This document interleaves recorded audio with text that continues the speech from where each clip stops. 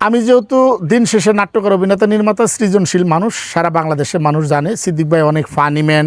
একসময় আমাকে এভরিবডি জানতো যে ফানি ম্যান ইন বাংলাদেশ। যখন আমি 2010 সালে আমেরিকায় গিয়েছিলাম, ম্যানহাটানে একটা বলেছিলাম, এই গল্পটা জানে করে একটা বেবি এসে বলছে, uncle I know you, you are a funny man in Bangladesh. আমি yes, I am a funny man in Bangladesh because everybody know me, I make a fun. সবসময় ফান করতাম বা করি, আমি ব্যক্তি জীবনেও করি। সেই মানুষটার চোখে কিন্তু আপনারা পানি নিয়ে আসছেন, সেই মানুষটার হাসিটা বন্ধ করার চেষ্টা করছেন, সেই মানুষটা যাদেরকে হাসাইতো তাদেরকে বন্ধ করছেন। পারবেন না ভাই। আমি সৃজনশীল মানুষ, আমি কারাগারে বসে 15টি নাটক লিখেছি। যেমন আমি আল্লাহ দ্বারা হেদায়েত প্রাপ্ত হয়েছি।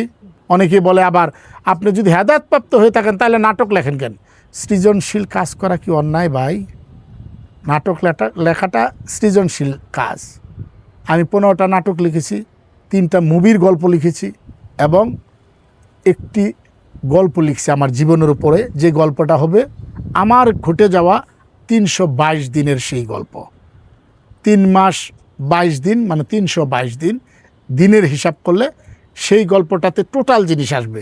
সিদ্দিকুর রহমান কী করেছে, কিভাবে প্রপার টাইমটাকে ইউটিলাইজ করলে পরে ভালো থাকা যায়, কোন ধরনের চিন্তা করলে এই দেশটা পরিবর্তন হবে, আমরা এই চিন্তা থেকে সরে যাই কেন, কারা আমাদেরকে সরায়, আমি সেই জায়গায় কেন থাকতে পারতেছি না, কেন থাকবো সেখানে, আমার ইথিক্সটা কি, টোটাল জিনিস উঠে আসবে।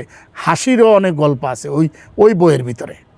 নাকি জেল জীবনের কোনো কাহিনী নিয়ে বই আসছে এরকম কিছু?